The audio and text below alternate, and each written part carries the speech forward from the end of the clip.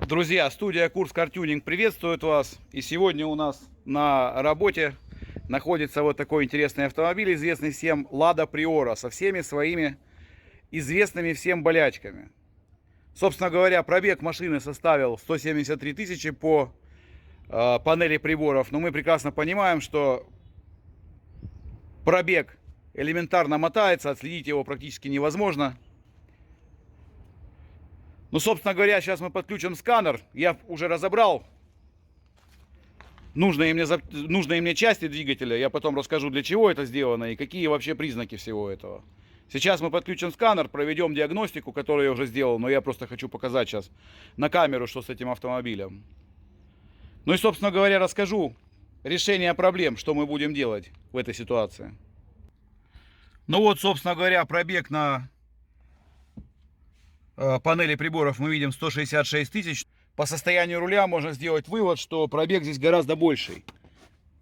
И в принципе вот педальки у нас очень здорово уже затертые, но резинки, видимо, менялись, судя по всему.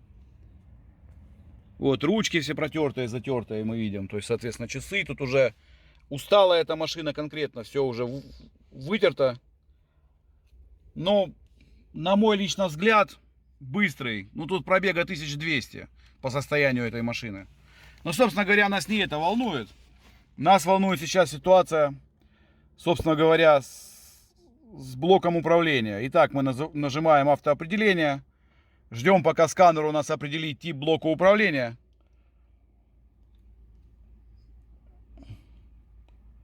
Вот, соответственно, на это нужно всего несколько секунд.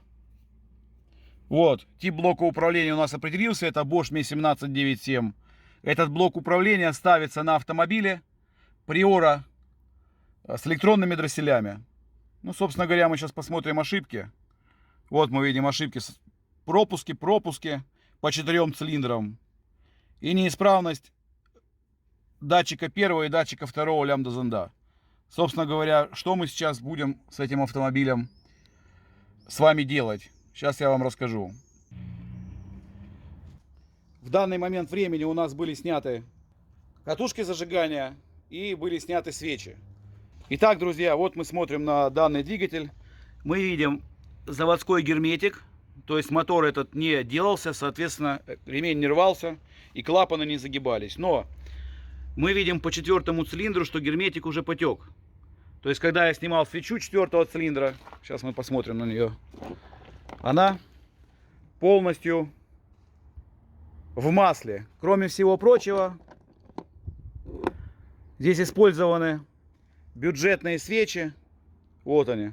Это самые дешевые, самые бюджетные свечи, потому что, видимо, в свое время их достаточно часто меняли. Ну, собственно говоря, мы еще раз показываю, что одна свеча у нас полностью в масле. То есть, если мы посмотрим на колодец, то мы увидим, что герметик уже потек, и, соответственно, внутри накапливается масло. Отсюда у него пропуск по 4 цилиндру. А по 2 и 3 цилиндру у него пропуски из-за того, что здесь уже очень сильно уставшие катушки стоят. Вот, соответственно, мы видим состояние катушек. Поэтому для того, чтобы обеспечить работоспособность этому двигателю, для начала мы поменяем свечи. Свечи мы используем Бриск. Вот такие. Они недорогие, но тем не менее достаточно хороший вариант для установки. То есть мы видим 16-клапанные свечи.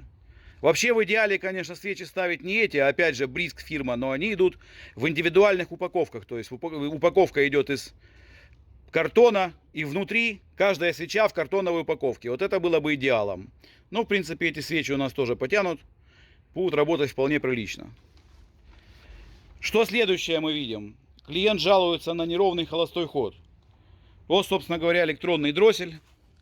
Я его только что вымыл. Вот мы видим, что он только-только помытый, но состояние его было просто диким. Он был забитый полностью. Уже образовался бортик из масла, изгоревшего.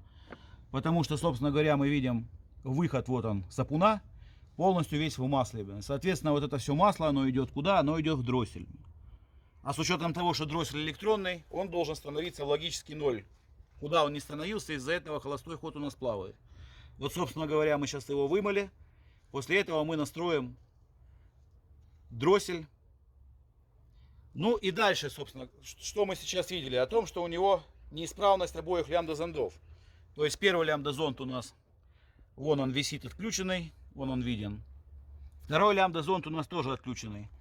Для чего все это производилось? Мы видим здесь нештатный паук. Длинный, товарищи, друзья, товарищи. Он очень длинный, соответственно, лямбда-зонд находится далеко-далеко позади вот этого паука и не в штатном месте. Соответственно, лямбда-зонд, который стоит на данном пауке, определить состав смеси не в состоянии. То есть блок управления получает информацию в корне неверную, из-за чего двигатель этот просто был задавлен. Поэтому старые владельцы этого автомобиля взяли и выдернули лямбда-зонд.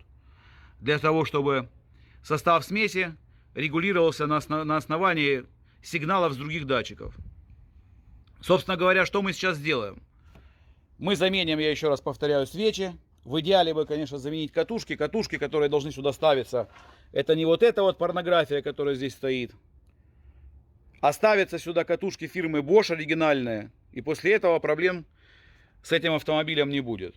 В данной ситуации для решения проблем с составом смеси, работоспособностью блока управления, точнее работоспособностью двигателя, проведем профессиональный чип-тюнинг данного автомобиля с использованием официального программного обеспечения от Paulus и переведем данный автомобиль на нормы токсичности Евро 0, потому что используя здесь какие-то другие нормы токсичности, в частности Евро 2, не представится возможным из-за того, что лямбда-зонд находится не в штатном месте и он будет постоянно показывать объединенный состав смеси, из-за чего двигатель ехать не будет, соответственно.